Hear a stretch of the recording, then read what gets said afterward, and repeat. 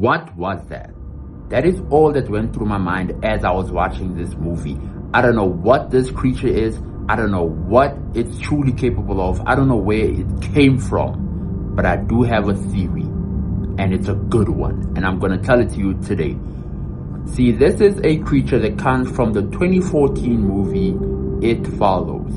Now, this was a pretty good movie. I'd give it a solid 6.5 out of 10. It's a good watch. I wouldn't say it's rewatchable, but it's a pretty good watch. This movie brought to us one of the best monster depictions I've ever seen in a long time. I do think that this type of creature has been on the big screen before, but in a completely different movie that isn't connected to this one, but I think I can connect the movies in this video.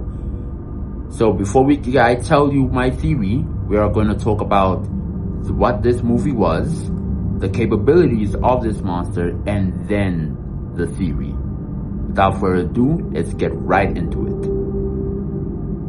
The movie follows Jay Hart, played by Maika Monroe. Beautiful woman. I've seen a bunch of her movies. I love her. Modern day horror icon. I don't give a damn. She's a scream queen in my eyes. We follow her as she goes on a movie date with her boyfriend Hugh.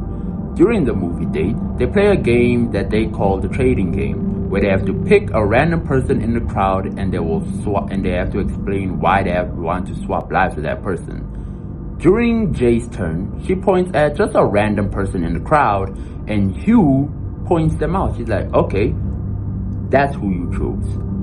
And Jay says, who? Hugh is talking about a woman in a yellow dress by the exit. Jay looks, and we see the camera pan over there. There's nobody there. Upon this happening, Hugh loses his shit and just takes Jay and leaves the movie theater just saying, oh no, I just feel uncomfortable, let's go, I just feel uncomfortable. Was it the woman back there? No, I don't know who that is, let's go, yada. Red flag off rip. She doesn't acknowledge it, but I guess that's what love does to a person.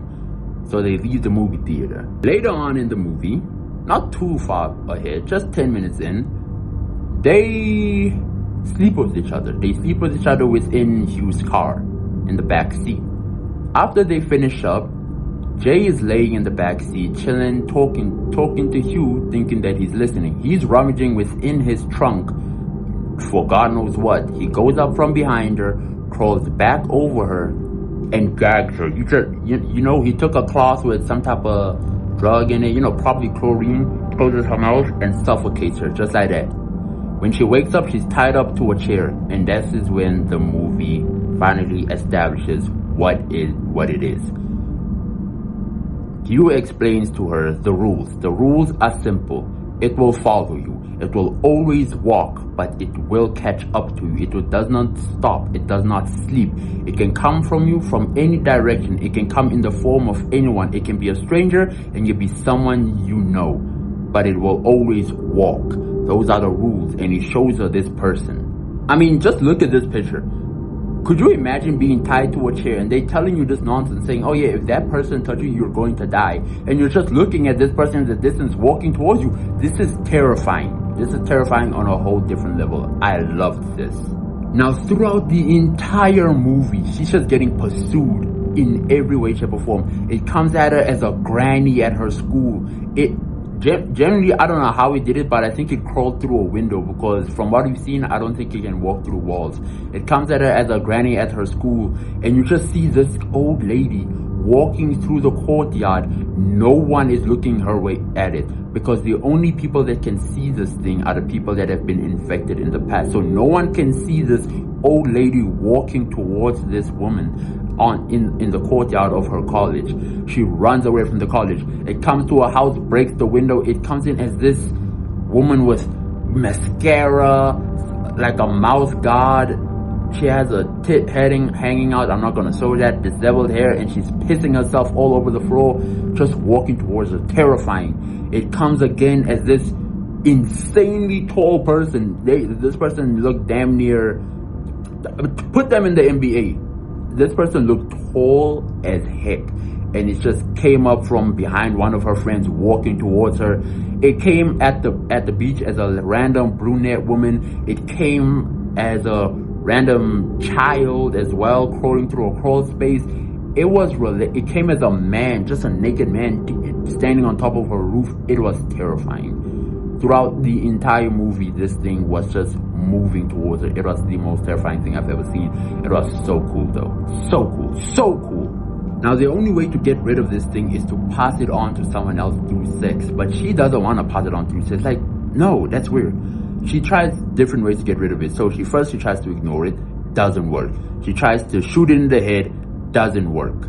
Like this thing, it got shot in the head, fell down, stood back up, and just kept walking. Terrifying. She tries to pass it on to one of her friends, but the friend she passed it on to is someone who doesn't believe her. So he just took it for no reason. Fucking weirdo. Clearly he had ulterior motives. And he gets killed in the worst way possible. Worst way possible. He gets killed by this creature coming at him in the form of his mother, wearing nothing but a nightgown, and it lunges at him. There's the scene in the movie where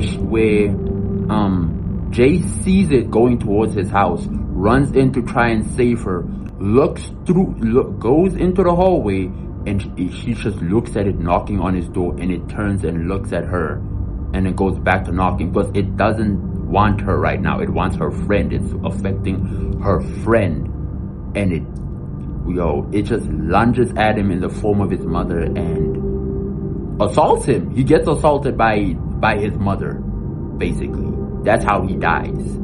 It snatches his soul in an instant, using his mother's form. It was sick.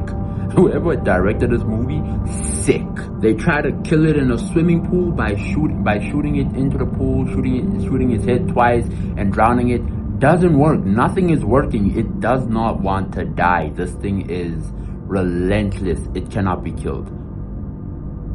The only way to get rid of it truly is just pass it on to the next person. That's all you can do. Nothing else. Now, in the movie, at the end of the movie, spoilers, by the way, I forgot to mention this, spoilers. In the movie, they get rid of it in kind of a weird way. So this guy, one of her friends, I didn't even bother to remember his name because he was just a weasel. I hated him. Throughout the entire movie, I just felt like he wanted to take advantage of her position to sleep with her. I hated this guy. It was so weird. They tried to portray him as some sacrificial lamb, good guy. No, he was a weirdo, a creep, a little weasel. That's all I know him as. So at the end of the movie, Jay just decides, you know what, fuck it. I don't want this thing on me. Here's the plan. I'm gonna let you sleep with me. You take it out of me, and then you go pay some random hooker on the street for a good time, and you sleep with her, you give it to her, and we can keep it pushing. We never have to think about this thing again. And they agreed to it. So this weasel goes ahead and sleeps with Jay. Right? He sleeps with Jay, he gets the demon. He goes to a spot, right? Drives to where hookers are on the side of the street. He doesn't even jump. He doesn't even stop. He just says, you know what? Never mind. I'm not doing it. So he knows this thing is following him. He knows it could kill him. And instead of passing it on to the next person, he keeps it. But he took it from Jay. This is why I call him a weasel. So he willingly took it from her. Because he just wanted it as an opportunity to sleep with her, but he doesn't give it back. And the final shot of the movie is the two holding hands, seemingly dating, because he gets to play the silver knight here. He gets to be the white knight here. Piece of shit. And you just see someone following from behind them, seemingly going towards him. Terrifying into a movie. I hate that guy. Amazing. Again, 6.5 out of 10 movie. Good watch. The Monster, though, that is a 10 out of 10. Now let's talk about some of its capabilities. Alright, look. It strictly walks, but it will lunge if needed. Alright, it will take different forms to go faster. It will crawl. It will swim. But it's strictly a walking being. It will always just walk towards you. It's like That meme, the immortal snail meme, you will be granted immortality, but you will die the day the snail catches up to you. That is what it is. This snail will just always, not snail, this thing will just always walk towards you, but it will do whatever it needs to do to get to you. It has superhuman strength. In the movie, during a beach scene, it grabs Jay by the hair like this. Let me show you the picture actually. Look. It grabs Jay by the hair like this, and then, while it's grabbing Jay by the hair, this weasel thinks he's the shit and stands up, takes the chair, and hits it. So it's tangible, clearly. It can be hit, it can be shot. He hits it with the chair, and it just backhands him across. Like, it just sent him flying. That was the best scene in the movie in my eyes. I hated this weasel, I swear. The actor who played this character did a great job of making me hate his character. Again, cannot be killed. No matter what. It got shot 3 times in the head, did not die. It drowned everything, as it has had a lot of things happen to it. Those are the main things that happened to it. It got shot 3 times in the head, and it even drowned. It did not die each and every single time that happened to it. So clearly it cannot be killed by any way, shape, or form. And lastly, one of the powers I saw is that it has soul drain, clearly. Because the guy who got killed by it when it was in the form of his mother, he got his soul snatched when it assaulted him, basically. So clearly, nasty. I'm just having that picture in my mind again. It's disgusting. I can't show that picture on YouTube, no way. But yeah, that's what happens. It clearly has soul drain capabilities, and it's invisible to everyone except those who have been affected by it in the past. So that is what we're dealing with here. A sexual deviant of a creature. So what is it? Truly, what is it? Is it a demon? Is it some type of demon that has decided it's going to do this? Is it a ghost? Is it a ghost? Is it someone who died who is doing this thing? Someone who died in a disgusting sexual way? Is it a curse? Is it a curse from someone who died in a nasty sexual way and just decided to pop out a curse from a witch? Was this a witch thing? I don't think it's any of those. See, I have a different theory. This is a more outlandish theory, but it's a damn good theory. And I have another movie that I can link to this movie as to further reinforce this theory. They're not in the same universe. I don't even think they have the same director, clearly. I mean, one from America, one from Australia. But I think this would work. It would work as some type of monster cinematic universe. Check it out. Ladies and gentlemen, I believe we are dealing with a tulpa. Now, what is a tulpa? A tulpa is a being from Tibetan mysticism, right? It refers to an entity materialized purely through intense concentration and visualization. So it cannot exist without someone fully believing it exists. This is what I think it is. It has to be a tulpa. That is the one thing that makes sense. Now, what type of tulpa is it? Well, first, I want to give you the example of the other movie so I can explain how this creature could possibly work. In 2014, an Australian director by the name of Jennifer Kent created The Babadook. The Babadook is a psychological horror movie that just so happens to happen 2 years before It Follows. Different countries, really suspiciously close time period though.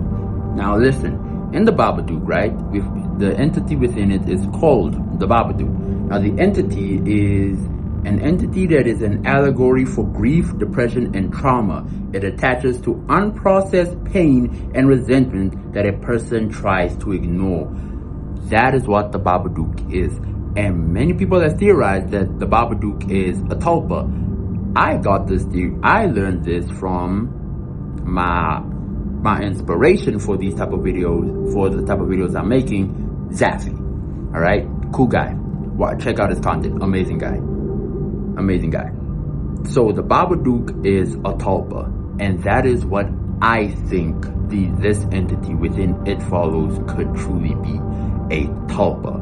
Now, what do I mean by this? Let me fully explain it on its own. Check it out. Now, this entity, I believe it is an allegory for sexual assault victims, all right? Now, let me look at my notes for what I wrote. The entity, it is a being materialized by the unprocessed pain of someone that was assaulted. Now, wherever this person is, just like how tulpas work, they probably felt scared. They didn't tell anyone about it. They didn't go to anyone about it, but they were assaulted. And in their fear, they started seeking people that just so happen to look like their assaulter, but not really. And they just think, oh no, they're coming to get me. They're coming to get me. They're following me. They're following me. And they believe this so much that their fear came true in the worst way possible, materializing as a tulpa, an entity.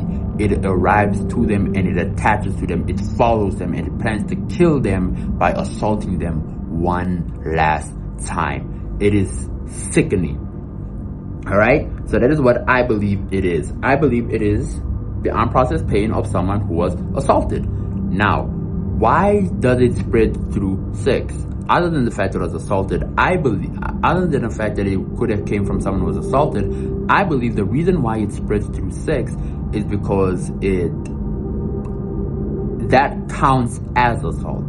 Think about it like this, right? I'm not going to say the R word, but you know what R word I'm talking about. To be R worded, it has to be involuntary. You didn't consent to it happening. I believe this counts because you having sex with someone to pass this creature onto them, you can't tell this person, yo, this is the thing that's gonna come at you when I bang you. They're not gonna want to take it, right? Exactly. So what you do is you lie to them, you seduce them, you sleep with them, and they get that being afterwards. That is assault in my eyes. I believe that's R. That has to be R. Can't be anything else. So I believe this is what this entity is. It is a tulpa. A tulpa created from the unprocessed pain and grief of someone who was assaulted and didn't face it. They didn't acknowledge that this is what happened to me. Let me tell the authorities this is what happened to me. And then in their paranoia, they believed that someone was following them and everything, to the point that this entity took form and was created from their own imagination, and it has now become a permanent thing where each and every time you just have to pass it on and on and on and on and on, and only the people that have gotten it can see it, because the only way you can see trauma is if you have experienced trauma. This is what the trauma of this creature is. It is the trauma of getting R'd and not acknowledging it. This is what I think the entity within It Follows is, and this is why I believe that the director for this movie so happened to get inspiration from the Babadook, because they're only 2 years apart. It makes sense. All right? So this is what I think this entity is. It's deep. It gets deep, I know. And the movie doesn't try to hide it too. A lot of this movie shows a lot of people watching this girl. You have two guys that are lusting over her, the weasel and the one who didn't believe her but took the curse anyway because he just wanted to sleep with her. You have two kids across the street that are stalking her, watching her when she's sleeping. One of them even climbed up to her roof to look at her through the window when she's in the bathroom. Disgusting. And then you have the boyfriend, Hugh, who only used her to pass the creature onto her and then disappeared right after. So in my eyes, this has to be it. It has to be a tulpa. It has to be an allegory for getting R'd and not facing it. This has to be the one. But hey, I could be wrong, y'all. I'm not a genius after all. But that's my 2 cents for what this creature is. I hope y'all enjoyed the video. Like, subscribe, and go with God.